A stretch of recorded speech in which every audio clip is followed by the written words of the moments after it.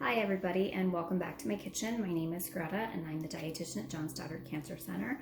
So we're back with another great recipe, and the last time I did our Meals That Matter at Home program, I got a request for slow cooker or crock pot type recipes. Now I will admit I don't cook a lot in my crock pot. I'm probably because I'm a bit of a type A person. I like to be able to control everything that's going on, poke, taste, test, everything. But I did find a really good recipe that I do make over and over again, and I think I've shared it before, but I've never presented it. And it's for a vegetarian crock pot chili. So we're gonna make a chili. This is a great time of year to start thinking about things like soups and chilies. And this one's got lots of easy ingredients and things that are readily available.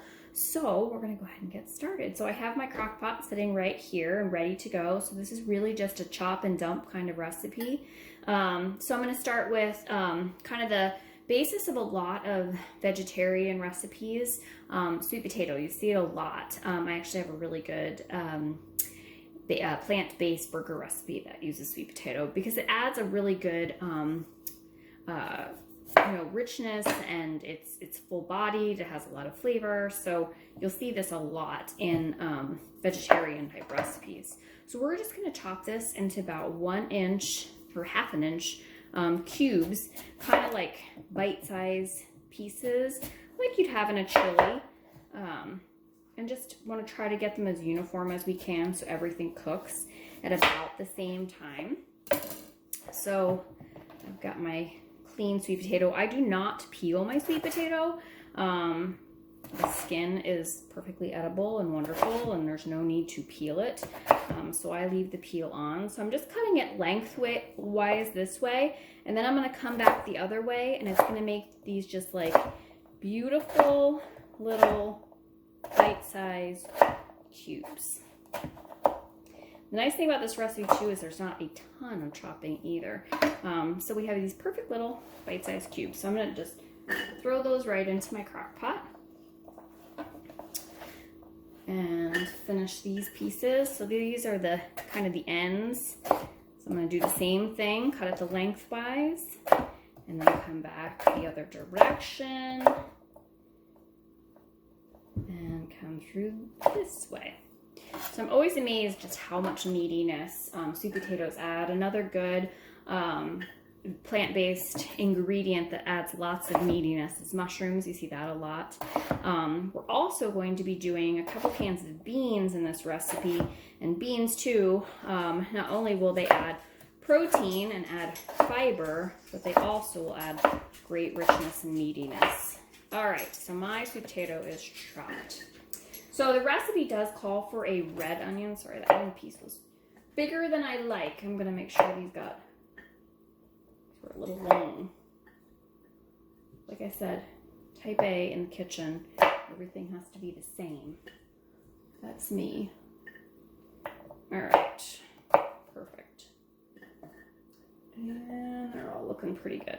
All right, so the recipe called for a red onion. I actually used my red onion for another recipe. So I have this really nice yellow onion on my counter. I every time that I cook and share recipes, I always, if nothing else, want you to feel empowered to replace ingredients as you need to. So whether it's replacing an ingredient or substituting an ingredient for something that's readily available in your cupboard, in your pantry, in your refrigerator or freezer, using things up. I don't like to waste food, and certainly none of us want to waste anything with everything so expensive. So I'm just gonna cut this down too. So this is how I like to do it.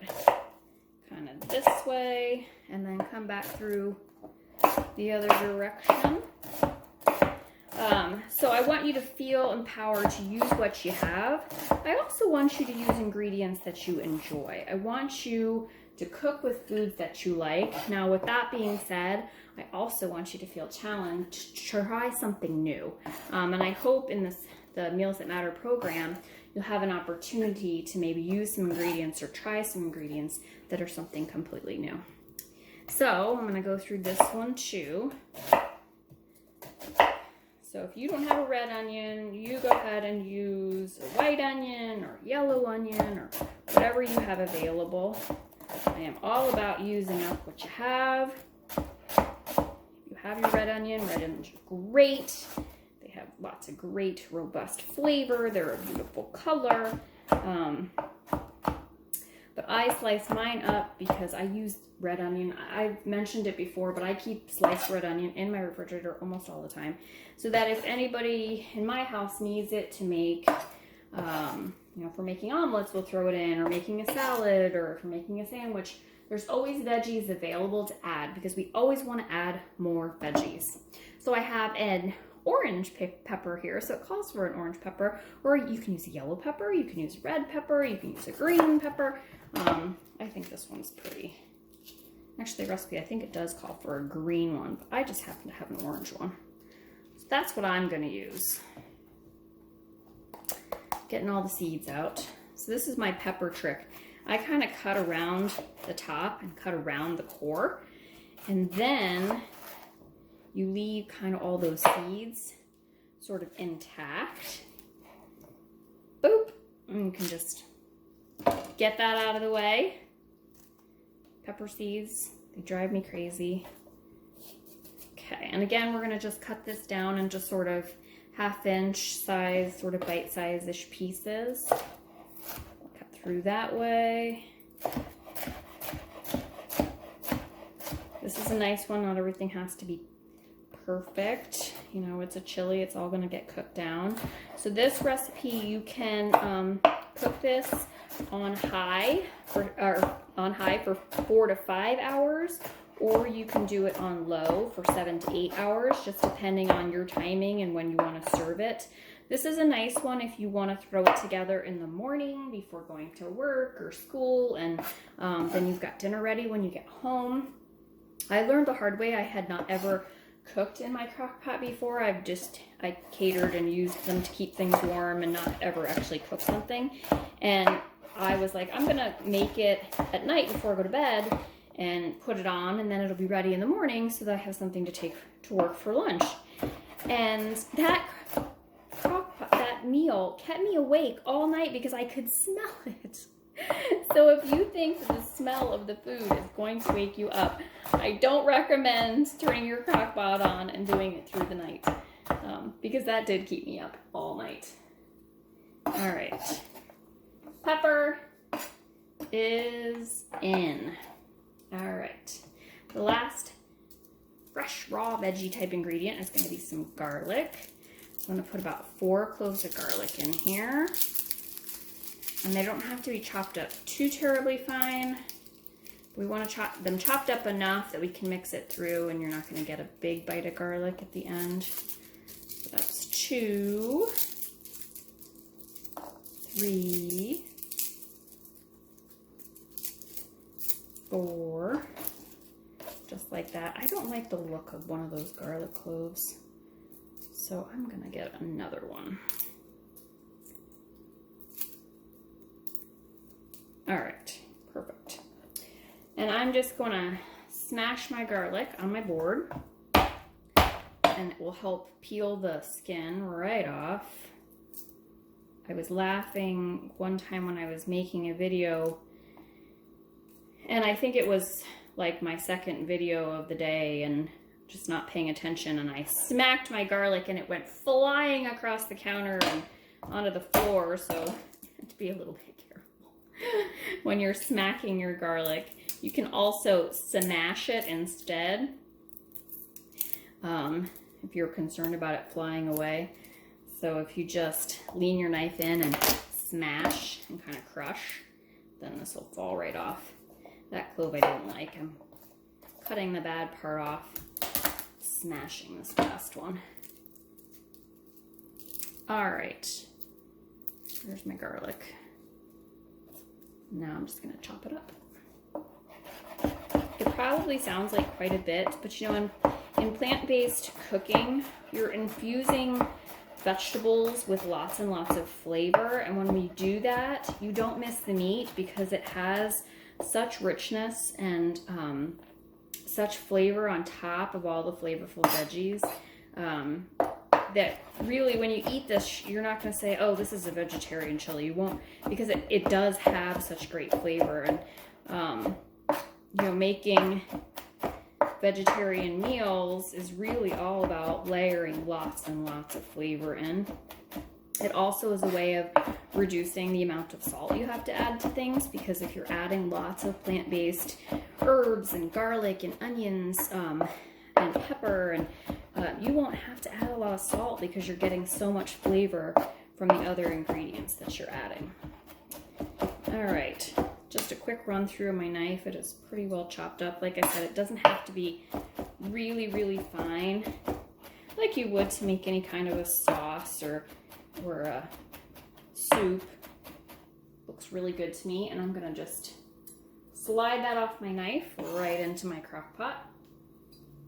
Just like that. Sticky garlic is sticking all over my hand. All right, so the next thing I'm gonna throw in, I am using 2 cans of beans. So in the original recipe, it had you using a can of kidney beans and a can of black beans. I like black beans. Black beans don't like me. So I want you to feel like you can use whatever kind of bean that you like. I'm using 2 cans of kidney beans. So these are dark red kidney beans. Look like this. These are no salt added. I buy the 365 or whatever organic brand that my grocery store has, because these have BPA-free lining. Canned beans are great. They're easy, cuts out a lot of the extra time in the kitchen.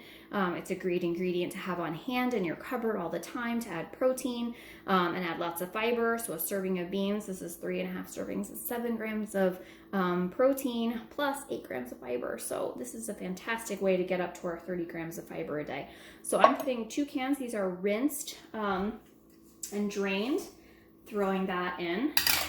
Our next canned ingredient, so canned tomatoes are my other favorite thing to have on hand in your cupboard.